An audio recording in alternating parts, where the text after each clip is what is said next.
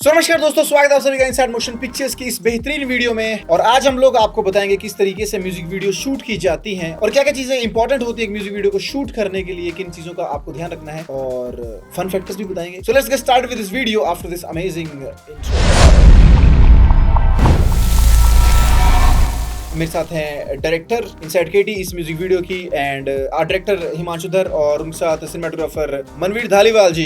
Start करते हैं। सबसे पहले मैं दीपिका जी आपसे पूछना चाहूंगा कि आपके हिसाब से एक म्यूजिक वीडियो को बनाने में सबसे ज्यादा इंपॉर्टेंट एस्पेक्ट क्या रहता है? फर्स्ट रिसर्च एंड डेवलपमेंट करनी पड़ती है, R&D for concept making. Second planning, because ये जो म्यूजिक वीडियो थी इसमें बहुत सारे आर्टिस्ट थे, अराउंड 40 आर्टिस्ट जो थे इसमें पार्टिसिपेट कर रहे थे एंड उसके अलावा जो टीम थी वो भी थी, तो इन पूरी चीजों को मैनेज करना विद लोकेशन में अलग अलग सेट्स थे, तो ये सब चीज थोड़ी सी डिफिकल्ट थी। थर्ड है एलोकेशन ऑफ टीम, आपको अपनी टीम डिसाइड करना एंड कौन मैनेज करेगा, बिकॉज हमारे साथ सिर्फ हमारी टीम में एक नॉर्मल आर्टिस्ट नहीं थे, मतलब सब जो है अपने अपने जॉनर्स में बहुत ज्यादा एक्सील कर चुके हैं। एंड थर्डली हमारे साथ स्टूडेंट्स भी थे।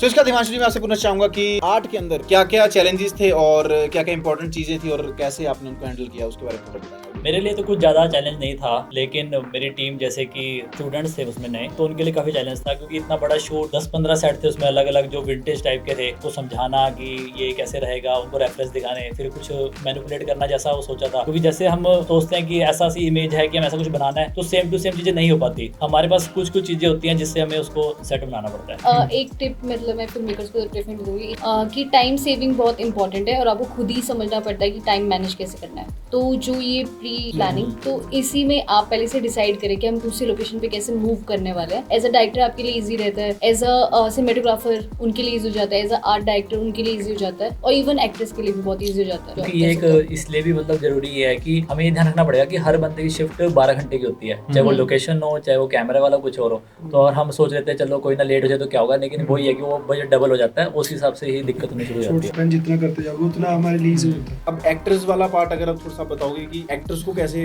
प्रिपेयर किया शूट से पहले और कैसे उनको ऑन शूट मैनेज किया? मेरे पास ड्रेस का डिपार्टमेंट था और एक्ट्रेस के लिए डिपार्टमेंट था। मेरे पास स्टूडेंट्स थे जिसको हैंडल करते थे गौरव सर उस टाइम पे। मैंने उनको क्लियर इंस्ट्रक्शन दी थी कि सबसे पहले जो है सबको ड्रेस पहनवानी है, ठीक है, क्योंकि हमें सीन ही हमारा वो वाला था कि कभी भी किसी की नीड पड़ सकती है, तो एटलीस्ट सबके सब रेडी रहे, क्योंकि उनका ड्रेस भी वैसा था। और फिर उनको हमें जाके वहाँ पे डिवाइड भी करना था कि किसको हमें क्या देना है, कलर कॉम्बिनेशंस बनाने थे। तो हमने पहले जाके कलर कॉम्बिनेशन बनाए ड्रेसेस के एंड देन उन्हें हमने आर्टिस्ट को पकड़ाए एंड देन फिर हमने उन्हें बस ये बोला कि आप लोग अभी बस बैठे, जब आपको कॉल आएगा तो आपको बता दें। बैठने वाले से ज्यादा ही सबसे बड़ा इशू था कि आर्टिस्ट को बैठाने वाला। गर्मी भी थी और लोकेशन भी ऐसी थी कि हर जगह एसी अवेलेबल नहीं था।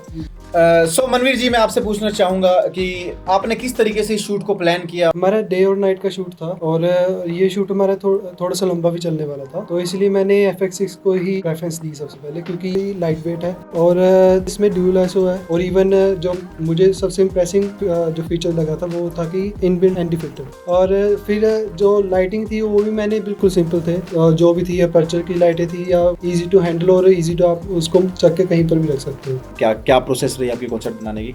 बेसिकली मैंने पहले इनपुट्स लिए थे कि किस रिगार्डिंग है ये वीडियो एंड ऑल। सो फिर मैंने रिसर्च करनी स्टार्ट करी रिगार्डिंग स्टोरीज, बिकॉज अब प्रॉब्लम इज दिस कि हमें वो लुक एंड फील भी दिखानी है एंड वो इमोशन भी पोर्ट्रे करना है। रिसर्च उसके ऊपर करी, फिर मैंने स्टोरीज को लिखा एंड देन फिर मैंने एक कॉन्सेप्ट बनाया। सो ये सारा जैसे प्रोसेस हुआ, हमारी टीम मीटिंग हुई, जो हमारा सेटअप था वो कैसा था सर पहले बताएंगे कि किस तरह की लुक हम दिखाना चाहते थे ओवरऑल वीडियो के अंदर? और जैसे इसमें पहले ही बोल रहे थे कि तो इस पे पहले वीडियोस बन भी चुकी है, तो इसमें मतलब टाइम ही ऐसा दिखाया, कोई मतलब कि फेक लाइट होती है वो भी नहीं दिखा सकते। तो आपको सब कुछ नेचुरल ऐसा रखना है कि जैसा उस टाइम पर होता था वैसा सेट बनाना है। तो उसमें काफी सारे सेट थे अलग अलग, जैसे कि जो नाइट के भी थे, डे के भी थे, और एक सबसे मुश्किल सेट तो मुझे वो वाला लगा जिसमें उनका एक एंट्री शॉट जिसमें वाइट दिखाना था हमें। जिस लोकेशन हम शूट कर रहे थे वो जैसे कि पंजाब की लोकेशन है, जैसे कि वो ऐसे पंजाब का घर दिखाते हैं, ऐसे पुराना हो गया वैसे उस लोकेशन थी। तो वो उसमें जैसे कि ना तूड़ी मिक्स करके लगाते हैं। तो लेकिन पहले के टाइम पे ऐसा नहीं होता था, वो सिर्फ प्लेन एक मिट्टी टाइप से दिखती थी।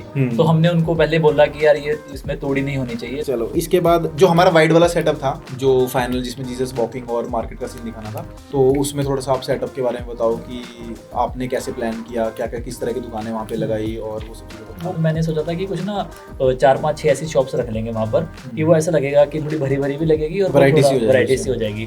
तो अलग अलग हमने ऐसी शॉप्स तैयार कर ली थी। जो ये शॉट है जिसके बारे में हम बात कर रहे हैं ना, ये बड़ा इंपॉर्टेंट शॉट था, बिकॉज ना ये बहुत सारी जगहों पे आना था। when वो कनेक्ट भी करने वाला था फर्स्ट स्टोरी के साथ भी। थोड़ा सा वही ग्रैंड लुक लग रहा था। यूजुअली होता भी है ना गांव में कि हाँ। होता जैसे कोई एक ऐसी जगह नहीं होती जो जहाँ बड़ी पर सी तो होती थोड़ी है, खुली जिसकी सी entrance होती बड़ी सी होती है, होती है। तो उसमें वो जो बकरियां और भेड़ ले आए वो वो तो मजा ही आ गया। एडिशन हो गया। मजा ही आ गया। इस सारी बातबात के बीच में बोलना चाहूंगा कि जो हमारे स्टूडेंट्स हैं हमारे इंस्टीट्यूट के, उन्होंने बहुत ही बेहतरीन काम किया, एक नेक्स्ट लेवल काम किया। तालियां बजा लो अपने लिए यार, ऐसी कोई बात नहीं। बहुत बढ़िया, नाइस। साइड वालों का लेवल ही लगे, क्या कर सकते हैं, अपनी तारीफें भी करते रहना चाहिए। तो अगर आप भी ज्वाइन करना चाहते हैं तो अगर आप भी ज्वाइन करना चाहते हैं हमारे कोर्सेज, तो उसकी जो सारी डिटेल्स हैं वो डिस्क्रिप्शन में आपको मिल जाएंगे। चलिए आगे बढ़ते हैं। तो नेक्स्ट जो हमारा डे वाला शेड्यूल था खत्म हुआ और उसके बाद हमने जो नाइट वाला अपना सेटअप था वो स्टार्ट किया। तो नाइट वाले सेटअप में जो हमारा इंडोर सेटअप लगा था उसमें किस तरह का सेटअप था, क्या क्या एलिमेंट्स आपने यूज किए? वो पहले ही लोकेशन देखा था कि हम इधर ही हम वो यूज करेंगे। तो उसमें कुछ ऐसा भी था कि ना लाइटिंग के पॉइंट ऑफ व्यू से भी देखना है। आर्ट में ये चीज बड़ी इंपॉर्टेंट है कि सेट की वर्किंग होनी चाहिए, मतलब सेट वर्केबल होना चाहिए कि फंस जाए वे सारे। तो एक थोड़ा गैप प्रॉपर बनाया, उसके बैक साइड पे भी ऐसी विंडो क्रिएट की कि ऐसा लगे कि बैक साइड से भी एक लाइट आ रही है, एंटर आ रही है। प्रोडक्शन में कुछ ऐसा था कि कुछ प्रॉप्स थे भी नहीं हमारे पास, तो हमने क्या किया कि कुछ चीजें जो हमने दुकानें बनाई थी वहीं से कुछ प्रॉप्स लिए और उनको वहीं पर ही लगाया और उनको एडजस्ट किया कि वो सेट हो जाए। और इवन वो जो कारपेट लगे हुए थे वो तो जादुई कारपेट थे, कहीं भी फिट कर दो उसको। बस वही है कि वो कलर पैलेट में चलता है, जैसे भी हमें थीम चाहिए, फील चाहिए। अब उसकी लाइटिंग आप लोगों ने साथ ही पहले प्लान कर ली थी कि हम लाइट ऐसे करेंगे तो सेट वैसे ही लगाते हैं, या फिर आपकी क्या थिंकिंग थी लाइटिंग को लेकर उसके अंदर? पहले तो हमने उस रैकी के टाइम में थोड़ा थोड़ा मैंने बता भी दिया था, थोड़ा सा विजुअलाइज भी कर लिया था कि लाइटिंग कैसे होने वाली है। तो इसमें सिंपली रखा था, मेरे पास ये थी कि दोनों साइड खिड़कियां थी और एक बैक में रूम था, ठीक है। उसको रूम में हमने दरवाजे को कन्वर्ट करके हमने एक तरह से खिड़की टाइप बना दी। क्योंकि जाली का फायदा ये है कि अगर मान लो मैं जाली अगर रूम से छोड़ता हूँ तो फिर हमें उधर भी कुछ दिखाना पड़ता है पूरा, फिर तो उसको बंद कर देते जाली को, एक डिफ्यूजर हमने उस पे लगा दिया, कपड़ा लगा दिया। उसमें से सॉफ्ट लाइट भी आती है तो सोर्स भी बन के लाइट का, सोर्स भी तो वो अच्छा यूज किया। हाँ जी, इवन जो मैंने लाइट्स भी यूज की थी उसमें मैंने, क्योंकि प्रैक्टिकल लाइट्स भी यूज की थी, तो उसमें मैंने क्या किया कि आरजीबीज मैंने यूज की, उसमें मैंने इफेक्ट डाला कि कैंडल का। अगर आप फ्रेम में देखोगे तो वहाँ पर दिए रखे हुए थे, दिए थे, ठीक है। तो वो उस चीज को मिमिक करते थे, मतलब लाइट कांस्टेंट स्टिल ना रहे हाँ। कि मान लो किसी वैसे लाइट सोर्स से आ रही है, वैसे लगे कि वो जो दियों की रोशनी है ओवरऑल एम्बियंस वही क्रिएट कर रही है। सो जो हमारा अंदर वाला सेट था उसमें एक्ट वाला जो पार्ट था, कॉन्सेप्ट वाला जो पार्ट था, उसके बारे में आप क्या बताना चाहोगे? जो मेन एक्टर्स है जो दो थे, इनमें से एक तो सिंगर ही थे। पहले हमें लगा था कि हम पहले किसी और को करवाएंगे, बट देन हमें साइड के लास्ट में कि वो हम सिंगर से ही एक्ट करवाएंगे। तो मैंने उसको क्या किया कि मैं सिंपली कि उनसे सिर्फ एक्ट करवाने के बजाय मैंने उसको कन्वर्ट कर दिया कि वो सिंग करे। तो इससे क्या हुआ कि वो ये तो गा भी रहे थे तो उनको भी इमोशन पता था, फिर वो ईजी हो जाता है उनके लिए भी उसको एक्ट में कन्वर्ट करना। तो इसके बाद तो उसके अंदर ख्याल में एक बाहर वाला हमारा सीन था, तो हाँ, तो वो भी रन एंड गन सा ही था मेरे ख्याल में। हमने कितनी देर में उसको राइड किया था आपने? हार्डली 15-20 मिनट्स, और इवन जहाँ पर वो आके रुका हुई था वहाँ पर वो पर्दे लगा दिए। इसके बाद हमारा मेरे ख्याल में 2 सिंक ही हमारे रह गए थे बस बाहर। एक हमने ये वाला जो सीन बनाया था पूरा वाइड वाला, और एक हमारा जो सेटअप था सिंगर के साथ जिसमें कि वो बैठे हुए और कारपेट्स वगैरह हमने लगा। तो कारपेट्स का काफी आपने इस्तेमाल किया। तो आप लोगों को अपना अपना एक तो एक्सपीरियंस, और क्या सबसे ज्यादा मजेदार चीज लगी, क्या आपको लगा कि यार अभी शायद आपने कुछ चीज नई सीखी इस प्रोजेक्ट से, वो कुछ? सबसे अच्छी चीज ये थी कि मुश्किल था, मुझे ऐसा लगता है कि मुश्किल काम करना अच्छा है कि उससे मैं कुछ ज्यादा अच्छी चीज सीखूंगा, तो ये चीज बहुत ज्यादा सही है। और आपने सर? इस शूट में बहुत कुछ नया था, बेसिकली वही कि गाना टाइम दिखाना था, तो वो पहली बार ही कर रहा था। सबसे पहला बड़ा चैलेंज वही था कि उसे नेचुरल दिखाना। सिनेमेटोग्राफी में थोड़ा डर रही था कि कैमरा बारी होगा, तो मैं तो यही था कि हाँ थोड़ा सा मैं पहले जिम फिर मैं करूंगा। वहां गए तो इधर को मारेंगे और अबे कैच। हाँ जी मैम, प्लीज आपका क्या एक्सपीरियंस था सबसे अच्छा, और क्या चैलेंज आपको लगा, क्या सीखा एज अ फिल्म मेकर आपने?